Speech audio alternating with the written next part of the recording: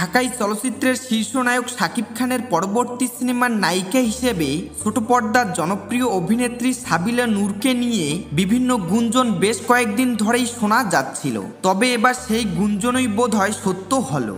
আসন্ন ঈদুল আজহায় তাণ্ডব নিয়ে আসছেন রায়হান রাফি। ইতিমধ্যে সেই সিনেমার শুটিং শুরু করেছেন শাকিব খান। আগামী 28 মার্চ নায়কের জন্মদিনে ফার্স্ট লুক প্রকাশ করে সিনেমাটির আনুষ্ঠানিক ঘোষণা দেবে সিনেমাটির প্রযোজনা প্রতিষ্ঠান আলফা এসভিএফ বাংলাদেশ। সিনেমাটির শুটিং শুরু হলেও এতে শাকিবের বিপরীতে কে থাকছেন তা ঈদের পর প্রকাশ্য আনবেন বলে জানিয়েছিলেন নির্মাতা। তবে খোঁজ নিয়ে জানা গেছে তাণ্ডবে শাকিব খানের বিপরীতে অভিনয় করছেন ছোট পর্দার অভিনেত্রী সাবিলা নূর।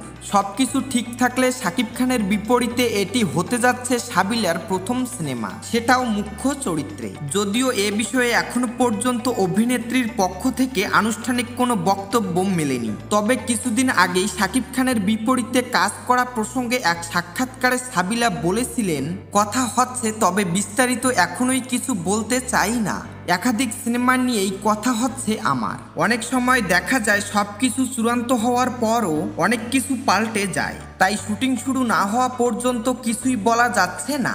সিনেমাটির এক প্রযোজনা প্রতিষ্ঠান সূত্রে আরও জানা গেছে, একটি টেলিভিশন চ্যানেলে হামলাকে কেন্দ্র করে এগিয়ে যাবে তাণ্ডব সিনেমার গল্প। তাণ্ডব এর গল্প রায়হান রাফির নিজের। পরিচালকের সঙ্গে যৌথভাবে চিত্রনাট্য করেছেন আদনান আদিব খান। আগামী ঈদুল আজহায় প্রেক্ষাগৃহে মুক্তি পেতে পারে এই ছবি।